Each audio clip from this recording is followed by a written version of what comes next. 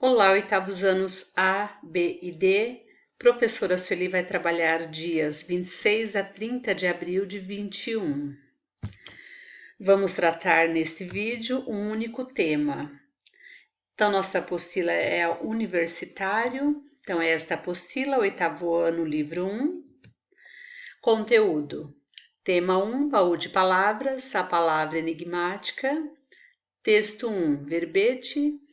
Palavra que está em vermelho, páginas 8, 9 e 10, conteúdo do nono ano, apenas ano que vem. Então, vocês vão pular estas páginas.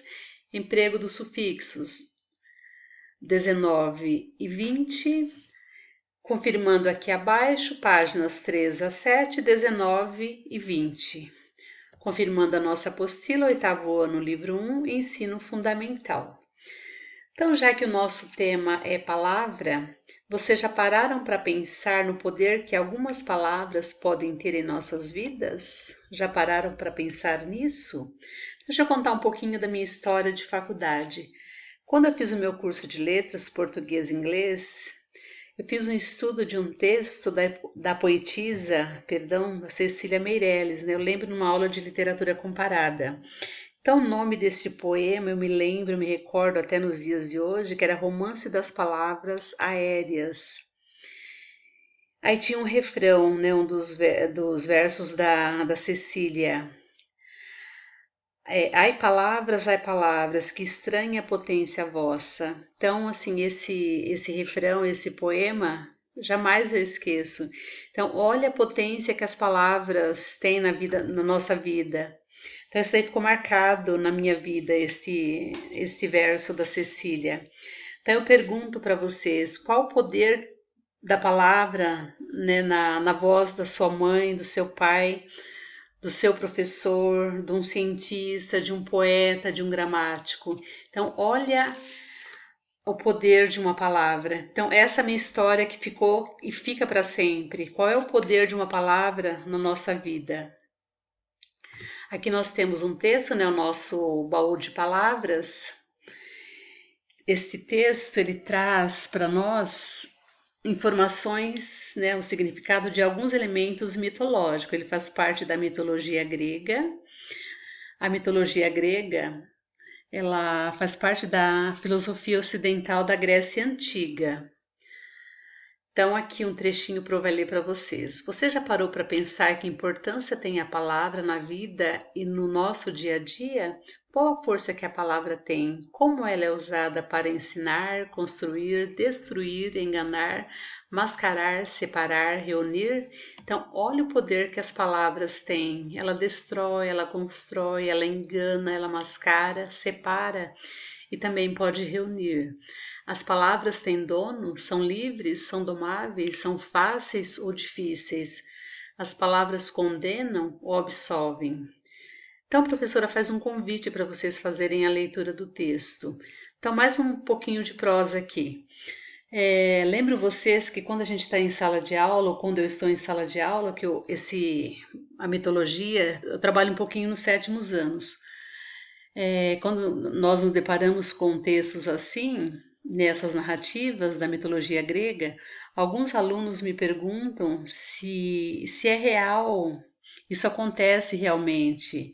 Então eu digo para vocês que as narrativas são reais e que o homem, eles utilizam dessas narrativas, ou seja, desses textos do passado, para a construção do nosso presente. Então, as narrativas sim acontecem, então eles querem saber se é real que os Zeus têm aquela quantidade enorme de esposas. Então as narrativas acontecem, eles utilizam os textos para explicar para a gente o presente. Então eu deixo aqui sugestões de filmes para vocês. Tem o Hércules, que é interessante, Fúria de Titãs, né, o Percy Jackson, o Ladrão de Raios, Os Imortais, e tem muitos livros bons também. Então façam as leituras e assistam aos filmes. Aqui nós temos umas atividades para este quadrinho, para vocês lerem, tá bom? Tenho aqui o verbete que eu falei para vocês. Então, verbete, na verdade, palavras, expressões, termos, palavra. Aqui é um texto que tem aí no livro de vocês. Então, aqui os gramáticos, as gramáticas classificam as palavras em substantivo, adjetivo, verbo, advérbio, conjunção, pronome, numeral, artigo, preposição. Esse texto é lindo, então vocês que vão fazer a leitura. Vou fazer só um trechinho a leitura para vocês. Então, os poetas classificam as palavras pela alma porque gostam de brincar com elas, e para brincar com elas é preciso ter intimidade primeiro. É a alma das palavras que define, explica, ofende ou elogia. Se coloca entre o significante e o significado para dizer o que quer, dar sentimento às coisas, fazer sentido. Professora, para aqui, só explicando para vocês que esse texto aqui ele continua, então ele continua aqui, tá bom? Eles pararam aqui. Então nós vamos continuar, aqui são atividades desse texto que vocês irão fazer a leitura. Então as atividades que vocês irão se deparar são essas. De acordo com o texto, poetas definem a palavra de um modo e gramáticos de outro. Qual é essa diferença? Então aqui vocês vão ver a diferença que um define de uma forma e o outro define de outra. Aqui vocês vão ver a classificação apresentada no início do texto. O que você sabe sobre ela? Aí vocês irão fazer a leitura para responder. Irão fazer a leitura aqui desse fragmento de HQ, tá bom? Então, façam a leitura aqui para responderem. Aqui é a página 7, também para vocês responderem. Porque o texto considera microscópio, minúsculo, molécula, partícula, quinhão, grão e covardia palavras pequenas. Fácil para responder. Por que afirma que Shazam, abracadabra, pilipimpim, sim e não são palavras mágicas? Aqui abaixo, número 5. No texto, a palavra madrugada é considerada bonita. Como você considera as seguintes palavras? Então, aqui são atividades pessoais. Abaixo aqui. No texto, há uma série de repetições de palavras e expressões. Releia. Então, aqui são as palavras do texto. Vocês têm um espaço abaixo para responderem, tá bom? Texto e construção.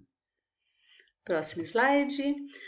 O professor havia falado para vocês que a 9, a 10, vocês não irão fazer, tá bom? O conteúdo do 9º ano a gente vai fazer só o ano que vem. Vamos para o nosso próximo. Aqui é o sufixo e o prefixo. A professora já trabalhou com vocês lá no 7º ano. Então, escrevendo e aprendendo. Emprego dos sufixos es, esa e es e esa. Só um lembrete aqui, vocês irão fazer a leitura desse lembrete e também fazer aqui para vocês fazerem esses exercícios, tá bom? Então, façam aí a leitura para responderem os exercícios. Quadro importante saber. Então, nós vamos aqui para o nosso próximo. Aqui é a continuação dos exercícios. Entre as palavras formadas, quantos são substantivos abstratos? Então, só vocês retornarem, vocês vão descobrir como que eu descubro os substantivos abstratos e os derivados. E também vocês podem fazer uma pesquisa na internet, no Google, para vocês descobrirem. Vamos para o nosso último slide de hoje. Vocês irão escolher 5 palavras, já que o tema para esta aula são palavras. Vocês escolherão 5 palavras que vocês se identificam, ou seja, que vocês gostam.